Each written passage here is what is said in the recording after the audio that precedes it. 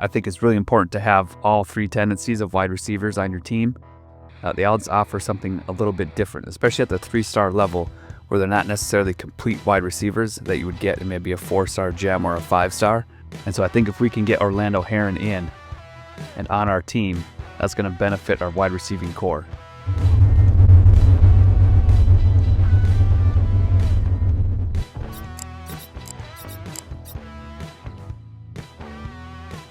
Hey everyone, welcome back to the channel. We're in week 1, season 2 of our Unheralded Dynasty. We're going to dive right into recruiting and get this episode going. So our top recruit is Steven Shermer. You look at his attributes, and we got 92 speed, 87 agility, 87 acceleration. He's a run-stopping athlete. I think the more guys you can get like this on your defense, the better your defense is going to be. So he's our number 1 out of Lafayette, Louisiana. So our coaching staff is going to head down to Lafayette, get to know Steven Shermer, watch him play a game, see if we can't strengthen the connection with him and his family. All right, here's Steven Shermer's home visit report card. You can see some of his key information up there. He's an athlete run stopper. He's at Lafayette High School. He's 6'3", 243 pounds. He's a 3-star athlete. His ideal pitch archetype is TV time, and you can see his rankings there. Nationally, he's at 934. In the state of Louisiana, he's at 31, and then for his position, he's 51. A quick summary of our visit. Steven Shermer is an athletically gifted defender with exceptional speed and tackling ability. His recruitment has been limited partly by his commitment to theater and performing arts, which some programs view as a distraction. Raised by a single mother, former volleyball star at Louisiana Lafayette, Steven has developed both as an athlete and performer. What stands out most is his rare combination of size, speed, and tackling ability, combined with theatrical presence and camera-ready personality. His TV time archetype is evident both in his social media presence, 25,000 plus followers, and his comfort in the spotlight, whether on the field or on stage. Top attributes: speed is at 92, we mentioned before already, tackling is at 87, acceleration 87, agility 87. You can see his key motivations there on the right. Our biggest draw is the playing time. I would love to pair Steven with Dante Ware, or Tamote Young, or Darius Jasmine. We've got 3 great young linebackers on our roster already, and Steven would be a tremendous addition. His academic and athletic background: he's at Lafayette High School. His GPA is 3.2. Solid academic performance while focusing on athletics and the performing arts. His academic interests are communications and sports management, and notable, he's an active participant in student-athlete leadership program. Athletic and performance experience: football is his primary sport. He's at linebacker athlete. He's been all-district first team. In track and field, he throws a javelin and shot put. He was a state qualifier. In theater club, he led his school musical his junior year, and he's a drama club vice president. And then in basketball, he played power forward through sophomore year. You can see here, Louisiana Tech still after him. They've offered New Mexico, UAB, nothing yet, but we are in first. And we like the way we're trending with Steven here. Some key contacts from our visit: Jennifer Shermer, his mom, former volleyball star at Louisiana Lafayette from 98 to 2001. Raised Steven as a single mother. She's been his biggest supporter, both athletically and academically. She maintains strong connections in the Lafayette area and with the university. Jennifer is highly supportive of Steven's athletic career, but has specific concerns about his development as both an athlete and a performer. So Lafayette may have an ace up their sleeve because she played there, she has connections there. We got to keep our eye on Louisiana. Coach Marcus Johnson, the head football coach at Lafayette, says Steven's physical tools are elite.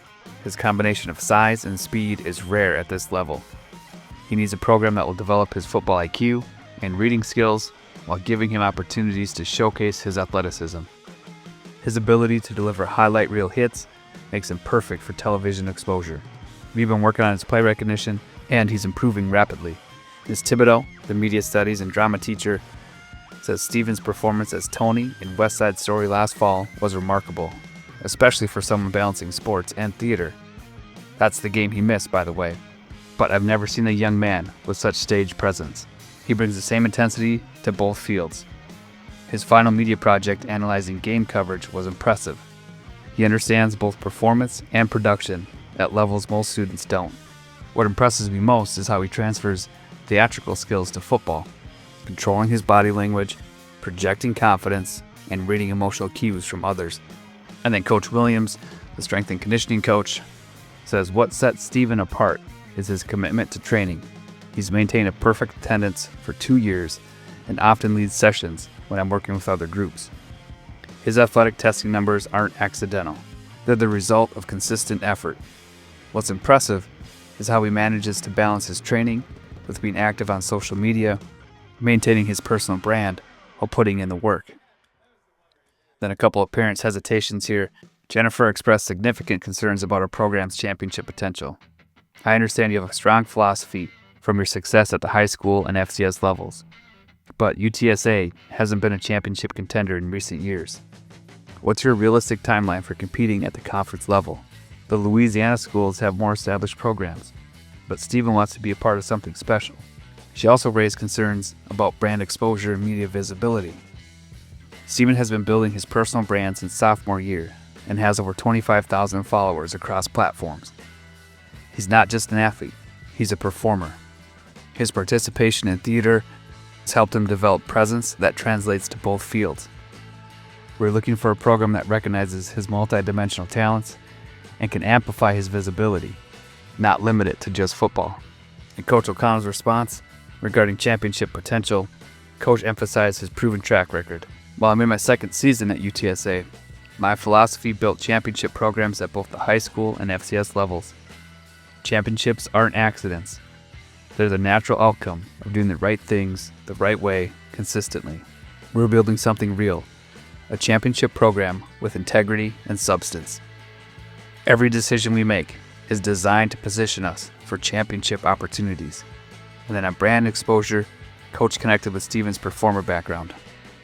Let me be clear about something. A real brand isn't built on how many paid posts you make. It's built on who you actually are. Your theater background isn't a distraction. It's a differentiator. We don't just connect players with the highest bidder. We find partners whose values align with yours. Our brand development process starts with questions most programs never ask. What matters to you beyond football? What impact do you want to have? What would you fight for, even if nobody was paying attention? Coach then outlined the immediate opportunity. Here's what's real about your son's situation. We have Dante Ware at middle linebacker, a player we see tremendous potential in, but we need to pair his talents with speed and tackling ability like Steven's. Every opportunity to earn the number 2 middle linebacker spot and key packages will be there from day one. I believe strongly that playing time isn't something we give. It's something players earn through competition. But make no mistake, we're eager to get Steven's speed and elite tackling on the field as soon as possible. Your son's unique combination of athletics and presence is exactly what modern college football needs. A couple of key strengths for Steven. He's got exceptional size, speed, combination. We've talked about it a few times now. His tackling ability, his acceleration, his physical presence, his media savvy, his multi-sport background, and in some areas for development, his play recognition is pretty low at 63. His awareness is even lower at 58. His block shedding can use work at 65. His coverage skills need work. His tactical understanding needs improvement. And then he needs to find a position identity. I think it's going to be at linebacker. He could move to safety or edge, but it would be great to have him in the middle. All right, next let's find out why he's unheralded. He missed a game his junior year to perform in the school musical, raising questions about football commitment. His active participation in theater club is viewed as a distraction by traditional football programs. His mental processing ratings create hesitation from conventional coaches. Some programs are concerned about social media presence and his personal brand overshadowing team focus. The Lafayette High School defensive scheme limited opportunities to showcase coverage skills. He's viewed as an athlete rather than defined position, limiting specific position rankings. And the single-parent household led some programs to question male mentorship and development needs. But for our program, when we look a little deeper, here's what we see. His theater experience creates unique on-field presence and performance under pressure. Theatrical training translates to exceptional communication skills and field leadership. His brand awareness and media comfort represents program enhancement, not distraction. His mental processing limitations are coachable with proper development approach. His strong mother's influence shows in his self-discipline and emotional maturity. He's a perfect fit for TV. He'll have a highlighted hybrid defensive role in our system. His team player mental trait shows a character foundation despite his spotlight personality. All right, so a great look at Steven Shermer. You guys can see why we're so high on this kid. I'm glad we're number 1 on his board, but we got to stay after him, get this guy signed, and make sure he's playing for us next year. All right, let's move on. All right, number 2 on our list, Orlando Heron, route running wide receiver out of Deerfield Beach, Florida. We are 10th on his board. We're the only school to offer him. We got points on him. We jumped up to first. For a route runner at 89 speed, 89 acceleration, this guy really is a gem. 92 agility. I think it's really important to have all 3 tendencies of wide receivers on your team. They all offer something a little bit different, especially at the 3-star level, where they're not necessarily complete wide receivers that you would get in maybe a 4-star gem or a 5-star. And so I think if we can get Orlando Heron in and on our team, that's going to benefit our wide receiving core. We've got Kieran in that role now, but he's a senior, and we're going to need somebody who can fill that spot. Number 3 on our board is David Quatoriano out of Lancaster, Texas. He's a deep threat wide receiver. You see, he's got that 93 speed, 92 acceleration. That's what we're looking for, somebody who's going to stretch the field. You know, we got Milburn in with 97 speed. We got Charbonnet with 95 speed, although Charbonnet's acceleration isn't as high, but we definitely want more guys who can stretch the field. And you can see his catch in traffic, spec catch are mid-70s, which is good for incoming freshmen. Then next we have Joey Lester, number 4 on our board, physical wide receiver, 93 speed, we like that. Acceleration's at 83. You know, the physical tendency, wide receivers tend to not have that great of acceleration, but he's got the jumping, his spec catch is at 85, catch in traffic 78. And again, I think it's important to get all 3 tendencies at the wide receiver position, and you have a complete wide receiving core. Next we got George Williams, pass protecting right tackle. I think at the tackle position, I'm okay with having a pass protector there. And again, I think we can develop some of his run blocking and get him a little bit better there. Next, we got Jay Stork, an agile center. We do need a center to come in. Both of our centers right now are maybe capped out. You may look in the portal to fill that need as well, because I don't think any of our freshmen will come in and be ready to play right away. But Jay Stork looks like a great center in the future, maybe after a redshirt year.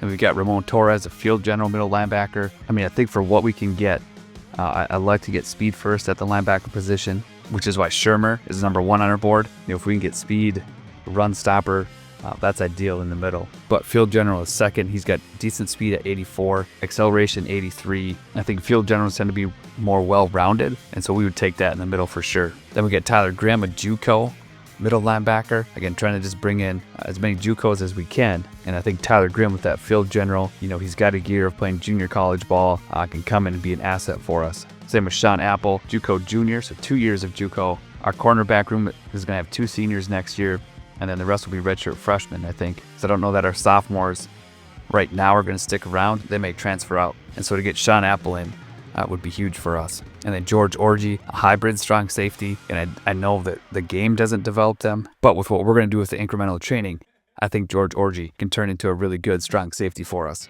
And some guys not getting points, but we still want to stay after. Ladson, route running wide receiver. He offers a lot of what Heron offers us, maybe a little bit heavier, but nobody's after him, so we're going to kind of just keep that offer on him. David Pack, a JUCO junior tight end, freshman tight ends. They're going to be redshirted. And then beyond that, I don't know that we have much. And so if we can get David to come in, be a vertical threat tight end, that would help us tremendously. Rick Barnes, you can see we're 4th. You know, you can see Sam Houston, SMU, Kansas, all making pretty good jumps. We don't have points to offer this guy. We're going to be off him and wish him luck in his college career. Ricky Westfall, again, we're the only school after him. We'll keep him going as is. Patrick Duck, a JUCO guy, we're 3rd. Texas State, Texas Tech are both ahead of us, although Texas State looks to be going. Texas Tech maybe pulled off. So we'll maybe keep him on the board. We'll keep moving up. We'll see how much Texas State moves up next week, and then we'll decide from there. Because right now it looks like maybe they offered him a scholarship, maybe got some points on him. But Texas Tech will probably overtake in the next few weeks. We'll keep this as is. Andres Magnifico, we signed. My first ever Insta commit. He's going to be a good fit for us. And then Joe Chickalo, his best friend, committed to us as well in the first week. And they really set the tone for our recruiting class here. Love to have those guys on. Stephen Farrar, JUCO D tackle. Nobody else after him. We don't need a D tackle, but I think if we're going to bring somebody in, I want it to be a JUCO. I think we got 2 to 3 freshmen that will be developing. Then we got Bavaro, who can step in and play soon as well. Delario, I see Sam Houston and SMU going after him pretty hard. It would have been great to get this guy 89 speed, 87 acceleration, zone coverage at 72, but with the way those other schools are pursuing him, we're off on Delario. Chauncey Redmond, run stopper athlete. Love getting these guys in as much as we can at any level, whether it's a 1-star, 2-star, 3-star. And so to be the only school on his board with an offer, I like how this is looking. Alonzo Doucette, pass coverage middle linebacker. We're in second, so we're going to see how this plays out. Doesn't look like UNLV is going hard. We can probably stay in this race for quite a while. Alejandro Franco, another run-stopping athlete out of Mansfield, Texas. Only school on his board with an offer. We like that. Jamal Cheek, pass coverage middle linebacker. Southern Miss is going after him pretty hard, but Ole Miss, not really. We can stay in this race, I think. We'll see what Southern Miss does over the next coming weeks before we decide to pull off him. Carlos Gee, Texas Tech. Looks like they're throwing 50 on him, but we are in second. And if we can sign somebody quick within the first 3 to 4 weeks, maybe we're still in the race for Gee. Not looking promising now, but I'm not willing to pull the plug here yet. Same with Daniel Hernandez. UNLV offering scholarship just like us, and I think that's it. So we can stay in this race for a while. Eduardo Clapp, same deal. 2 schools after him. We're in second. We're going to stay on him and ride this out for a while. Jay Scruggs, again, we're looking for a power kicker. Somebody with a big leg. He's out of Pflugerville, Texas. Seems like a fake town name, but that's where he's from. We're the only school on the board with a scholarship, so we like the way that's looking. George German, athlete, scrambler, out of Pflugerville, Texas. Didn't even realize it, but teammates with Scruggs. Didn't realize it, but he's teammates with Scruggs. We don't need a quarterback, but I thought if we could get one on the board and be the only school offering him, that would be our best bet. And so we'll stay with George here. Baskerville, Texas State, looks like they're going after him pretty hard. I'd love to be able to compete with them and pull a prospect from them. So we're going to stay on here at number 2 and see how this plays out. Mario Harris, same deal. We don't need a running back, but when we're in second place and we don't have to do much, I think we want to kind of wait and see how many points we can free up later on in the season. Quentin Stewart, nobody going after him. We can't do much more than offer a scholarship here. We'll stay with him. BJ Sanders, same deal. Pass coverage middle linebacker. Then we got a kicker, Dexter Clark, in the power tendency. Again, just looking for somebody with a big leg. TJ Deplify, same deal, power leg. And then Tony Cantrell, somebody that Coach Waysby Cruton found. And Rice has decided to put a lot of effort into him. They've got a pipeline tier 1 better than us. And so I wonder if that's what the extra boost is for them. I mean, you think 2 stars, you could just add them to the board and ride them out. But some of them you got to compete for. We found that out last year as well with our tackle lot, I think. So we're going to try to get some points on Cantrell. We're going to shift some points around here. Shermer keeps what he's got. I think wide receiver, because it's a big need, those guys will keep their points. George Williams, we can probably pull 10 off, keep him at 25. Jay Stork, the same deal, pull 10 off him. And I actually think a middle linebacker, I'm going to move up over these offensive linemen. So we freed up 20 points, and I actually think Quatoriano could use an extra 5. So now we got 20, and we can go, I think we'll go 10 on Cantrell. He's a 2-star. Maybe doesn't make a lot of sense if it was real life, but I love bringing the 2-star guys. And so we're going to see what 10 points gets us with Tony here. And then I think Orgy could use an extra 10 as well, based on how SMU is going after him. And Stork, we're actually going to bump down because we got to get more points on Apple. Stork will go to 10. Apple will go to 35. Who else are we battling for here? We should get more points on Shermer. Orgy will get to 40. And we'll move Tony up here to the 11th spot. Our recruiting board is looking good. I mean, it always does, I think, within the first week. Although it could look worse with more competition here. But again, I think we're in 3rd or 2nd for a lot of these guys. That's where we want to be. Nobody else has offered. Jamal Cheek is a perfect example. We're in 3rd. We could stay in his top 3 for the whole season and just battle this out with Southern Miss without doing much, depending on what Southern Miss does. But this is enough to keep him on the board for right now. Okay, we got 2 spots left, which is great because Coach Waysby Cruton has found us 2 more really unheralded prospects. Let's see what he has to say. Coach, Denard Daniels highlight tape landed in my inbox yesterday, and I think we found something special. This 2-star outside linebacker from John Marshall High School in Cleveland has been flying under the radar, but his film shows a player with serious potential. Quick profile: 6'3", 244, power rusher tendency, 3.7 GPA, National Honor Society. Son of Lisa Daniel, 3-time state champion volleyball coach. Helps coach youth football during summers. Film highlights. His football IQ immediately jumps off the screen. At 2:15, he diagnoses a screen, communicates to teammates, and disrupts the timing perfectly. Other standout moments: shedding a double team, executing a textbook swim move, and recognizing a counter before beating the pulling guard to the spot. Character and background. Denard leads a weekly film study group for younger players, not surprising given his upbringing. His mother, Lisa, is the respected volleyball coach at Cleveland Heights, known for her development-focused coaching style. He's absorbed those principles his whole life, applying the same analytical approach to football that he uses in his debate competitions. His high school coach says, Denard can tell the difference between a coach who just wants to win and one who truly develops players. His mother taught him what quality coaching looks like: building people up, not tearing them down. Why he reached out? In his email, Denard wrote, I don't need fancy facilities or established prestige. I need coaches who will challenge me intellectually. Growing up watching my mom coach, I've seen how the right coach transforms athletes' lives beyond just winning games. Cleveland's a long way from here, but he's specifically seeking your development approach. He has MAC options closer to home, but believes our coaching philosophy aligns with what he values from watching his mother's career. My take: this is exactly the kind of cerebral player who thrives in our system. His combination of size, football IQ, and coaching background gives him significant upside. Coming from a coaching family, he understands what real player development looks like, not empty promises or quick fixes. What makes him special isn't his star rating, it's his approach to the game and appreciation for quality coaching. I think he'd not only develop as a player here, but could become a coaching asset while still playing. The kind of player who elevates everyone around him. Let me know if you want to connect with him directly.